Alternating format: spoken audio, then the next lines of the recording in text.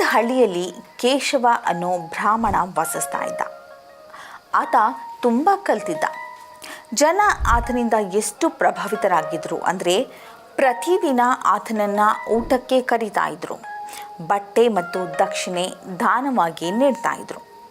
ಒಂದು ದಿನ ಬ್ರಾಹ್ಮಣ ಓರ್ವ ಸೇಠನ ಮನೆಯಲ್ಲಿ ಭೋಜನ ಮುಗಿಸಿ ಬರ್ತಾ ಇದ್ರು.